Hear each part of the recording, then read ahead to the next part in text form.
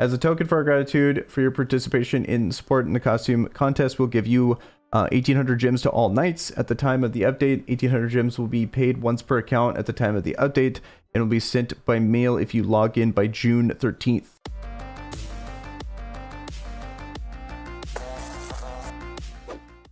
Okay, so here's an early look at the patch that's coming to the NA servers here in about 2 weeks. One of the benefits of being on the NA servers is we get to see everything 2 weeks in advance because it drops on the Korea servers first. Then it will be live on NA 2 weeks from now. We got a new hero and we got a couple improvements to the game, so let's go over it. There's going to be a few things we don't know currently, but I'll talk about all the stuff that we know now, kind of give you my thoughts on how good she's going to be. Then we'll go over the rest of the patch and see what other updates they got for us. Swimsuit Sohee. Apparently these gacha games do this a lot. They did this in Exos. They do, they do kind of this summer theme thing.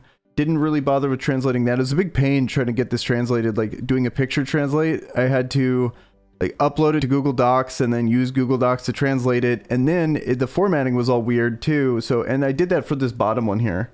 I did it for this.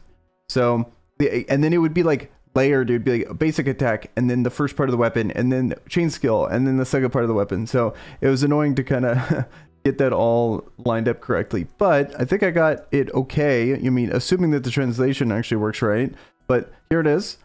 And if we look at the weapon, she's a two-hander, and like apparently she's a completely different style of character. She's using, it's a two-handed surfboard is going to be her weapon. I have no footage of how she looks yet. I don't even think she's out yet on the Korean servers. This is just, even for Korea, this would be like early for them.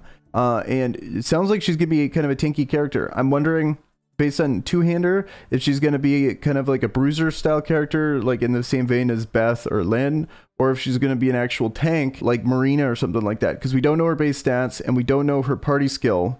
Or her party buff for everyone else. That's what we're missing right now. And then we also don't know her animations, but from the looks of it, she looks pretty scary. And you know, with Future Princess being such a popular, like, I feel like at worst with this kit, what I'm seeing is just a really good arena character that's gonna cause Future Princess a lot of problems, but potentially like one of the new tanks, like premier tanks for like Coliseum even. So epic two-handed sword, and then crit rate only 3%, but then like, look at the sets here. A good roll on the weapon is going to be a really big deal for this character because you got 20% defense, 60% HP, and 22% weapons coverage charge speed. Like, that's massive. Like, that's going to be a big range between did you get a good roll the weapon or a bad one, and rolling weapons is a big deal. So, or a lot of resources, I should say. So then, let's talk about the hero kit first, and then we'll talk about the weapon. So hero skills: basic attack, rip rush, damages enemies with surfing skills. It attacks the ranged dealer or the furthest monster first. So that right there, that's a very unique basic there. And I'm curious on how that works. I think the only way we're really going to know how good that is, or actually truly be able to evaluate that, is if we, see the animations. So a little too early to tell there. And then we got the chain skill is going to go injury to airborne, which potentially, if you're doing a basic team, potentially could be a problem because there's not that many characters besides, not that many meta basic units that actually go from airborne. They go from airborne and put it into another down status. Queen Needle, Eva would be one, and then I believe Knight, like the normal Knight, does it. But a lot of them go from something to airborne. Like Nari takes someone, I believe, down to airborne. I think Future Knight goes down to airborne. So, whereas Eva goes anything to downed, I believe. So that would be the only one you could chain, or you would actually have to do a team with normal Knight if you actually care about the chain skill. If she's actually going to be in arena, that doesn't really matter too much because obviously she's going to put them into injury. Doesn't have to worry about that. So just kind of potentially a problem, but at the same time, who's to say you're actually going to want to make a full basic team? And then 400% of attack power per second. That right there, I wonder if this is a translation thing or if it's actually, because 400% of attack power per second, that sounds absolutely insane.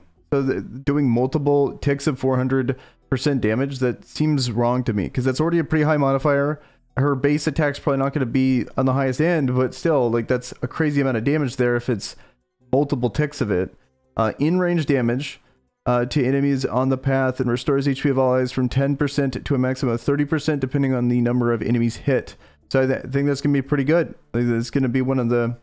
so far, this is looking like a pretty good character for Arena, for potentially Coliseum, and for if you're just starting out, this might be a character worth pulling for.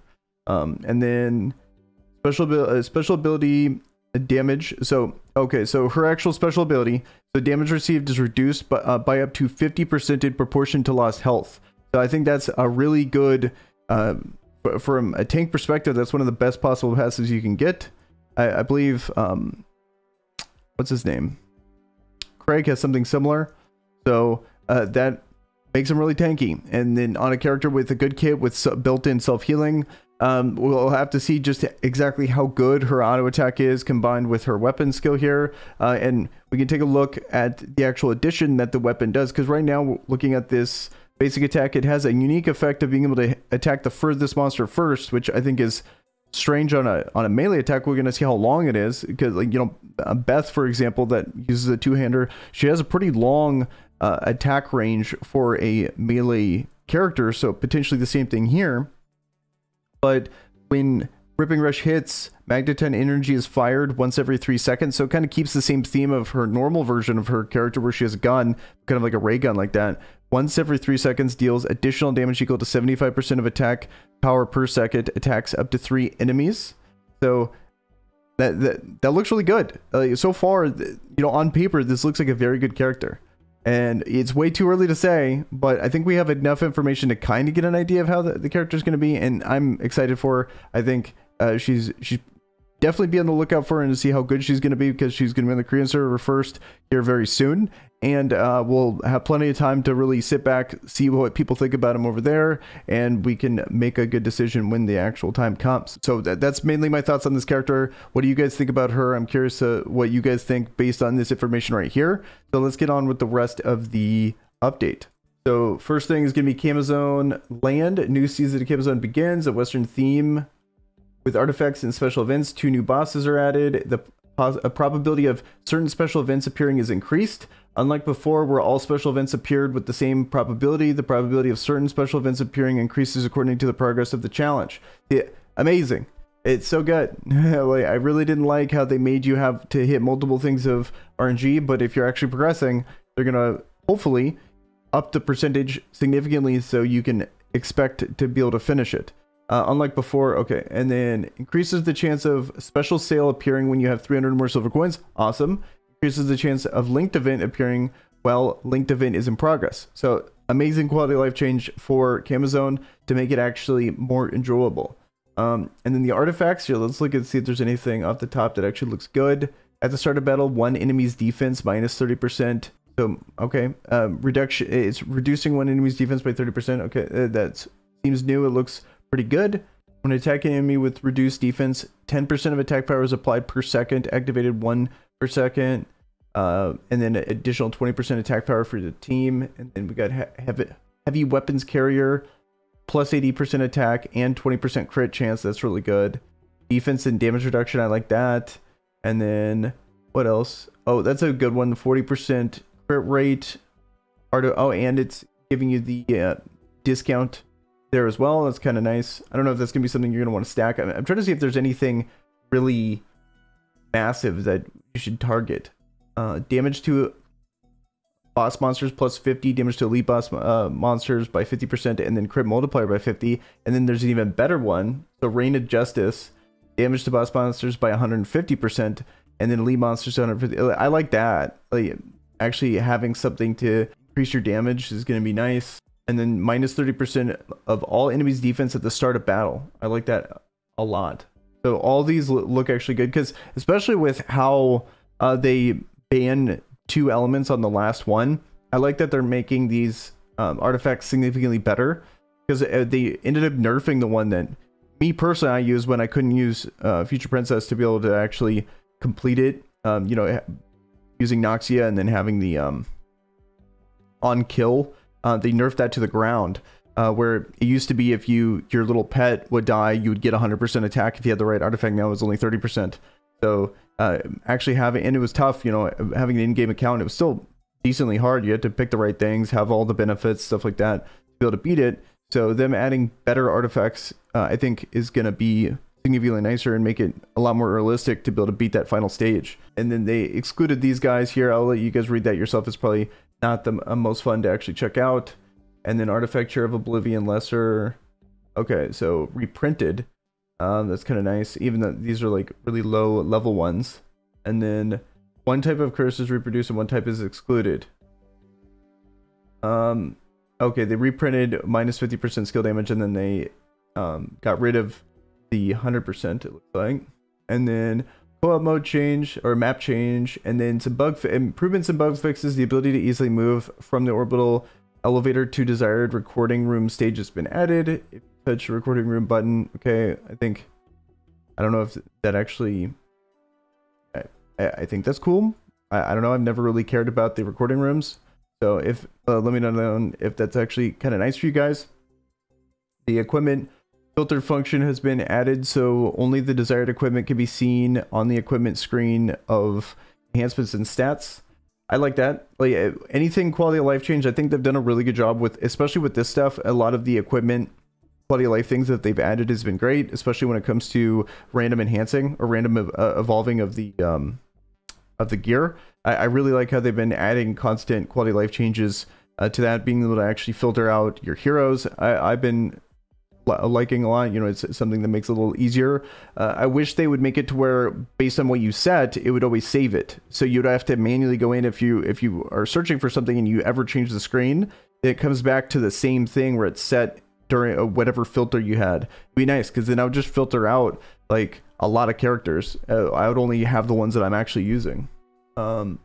And then new collection, that's totally normal. This is a totally standard thing. I don't want to, I feel like I've been taking a couple things for granted. You know, they always do this every single patch. Whenever there's a new character, they're going to add a new collection bonus. It's going to be a 1% increase, usually in the same vein of whatever type of character it is. If it's a DPS character, when you get the exclusive weapon and you level it to 60, it's going to increase all your stats of your whole roster by a certain percentage. So 1%, and if they're like a tanky character, it'll probably be either defense or HP. If it's a DPS character, it'll be attack normally.